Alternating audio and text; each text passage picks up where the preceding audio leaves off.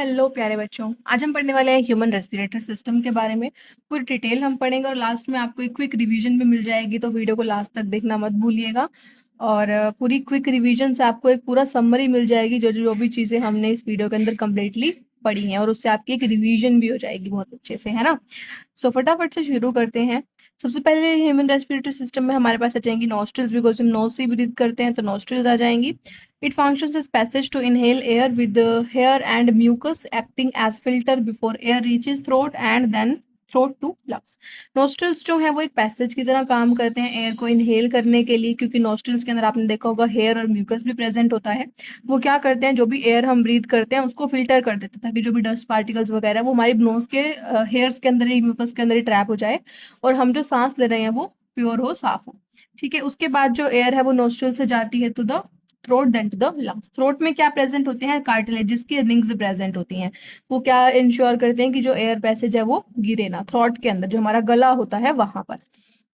Nostrils के बाद जो नेक्स्ट स्टेप आता है वो है फेरिंग्स का। फेरिंग्स जो है वो एक ट्यूब जैसा स्ट्रक्चर होता है। अब इसके बाद हम नेक्स्ट पेज पर डायग्राम भी देखने वाले हैं, उससे आपको सारी चीजें और अच्छे से क्लियर हो जाएगी।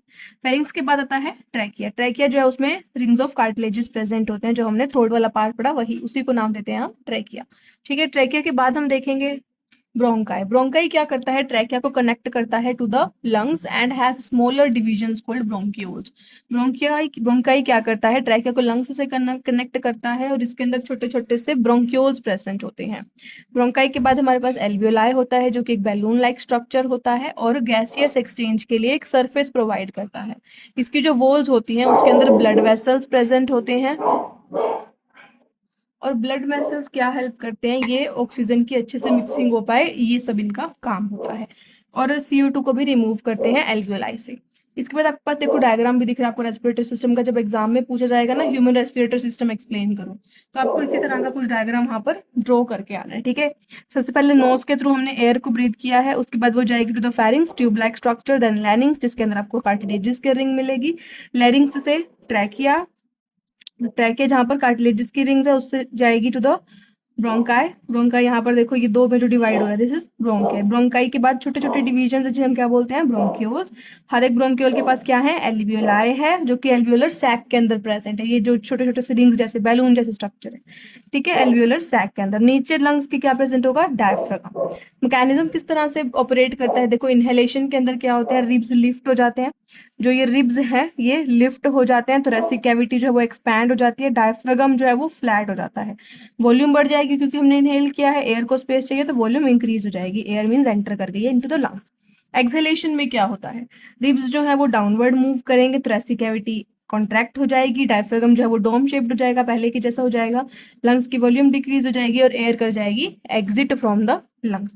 मिक्सिंग विक्सिंग देख लेते हैं थोड़ी सी किस तरह से होती है। सबसे पहले देखो एयर आ रही है, यहाँ से एंटर कर रही है, यहाँ तक गई। ब्लड के अंदर से क्या होगा, जितनी भी ऑक्सीजन है वो कहाँ जाएगी, टू द एल्वियोलाई। एल्वियोलाई के अंदर क्या होगा, ब्लड जो गैसियस एक्सचेंज है वो होगा। बॉडी पार्ट से जो भी CO2 एब्जॉर्ब हो, ऑक्सीजन के बाद CO2 बनी है वो आ जाएगी विद डिजोल्व फॉर्म में ब्लड के साथ मिक्स होते हुए, और वो CO2 कहाँ जाएगा, टू द एल्वियोलाई। यहाँ पर जाएगा ऑक्सीजन और CO2 का एक्सचेंज। अब CO2 यहाँ से मूव करेगी आउटसाइड, आउटसाइड जाने के लिए। ठीक है, तो एयर यहाँ से क्या करेगी, CO2 जो है वो यहाँ से क्या करेगी, एग्जिट कर जाएगी। ठीक है, so this was the whole process of human respiratory system.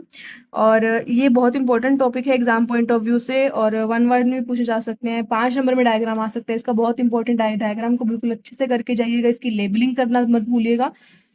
और इसमें आप एक चीज़ और लिख सकते हो कि रेट ऑफ रेस्पिरेशन को कौन कौन सी चीज़ें अफेक्ट करती है, जैसे इन्वायरमेंटल फैक्टर्स है, अलग अलग ऑर्गेनिजम्स है उनका अलग अलग रेट होता है रेस्पिरेशन का। कोई पानी में प्रेजेंट है तो उसको जल्दी रेस्पायर करना पड़ता है क्योंकि पानी में ऑक्सीजन कम है।